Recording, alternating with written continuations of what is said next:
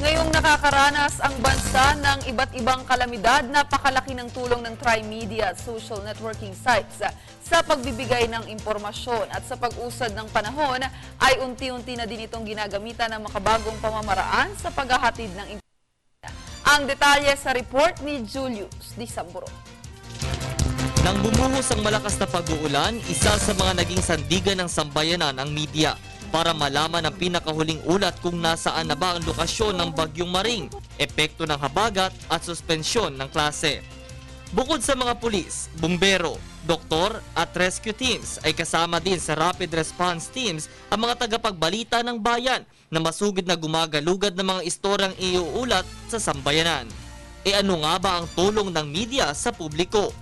Sa telebisyon, walang patid na ibinabalita nito ang mga pinakahuling detalye sa mga pangunahing balita, lalo't sa mga ganitong sitwasyon o kalamidad. May audio at may video ito kaya mas madaling nakikita ng mga manonood.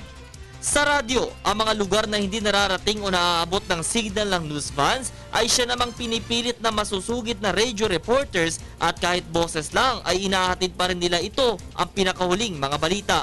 At sa makabagong panahon, magagamit na din ang social networking sites gaya ng Facebook, Twitter o YouTube para makapagbigay ng ulat. Bilis kasi nitong naipaparating sa publiko kung may pagbabago sa suspensyon ng klase gaya nitong mga nagdaang araw. Makabago na din ang kanilang pagbibigay impormasyon kung dati ay simpleng status lang, ngayon ay ginagamitan na din ito ng hashtag.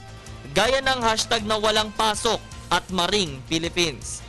Layo nito na papagsama-sama ang lahat ng suspensyon mula sa mga lokal na pamahalaan at paaralan.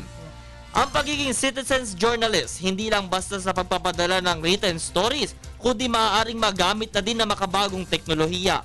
Mula sa cellphone, computer hanggang sa camera, mabilis nitong maipaparating ang impormasyon sa kanilang kinaroroonan at may bonus pa, pwede nang mag-live.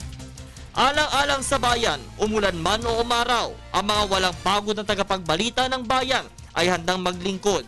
Hindi iniinda ang pagod, laging hinaharap ang takot dahil hangad naming makapagbigay ng ulat na tama, patas, napapanahon at swak sa panlasa ng publiko.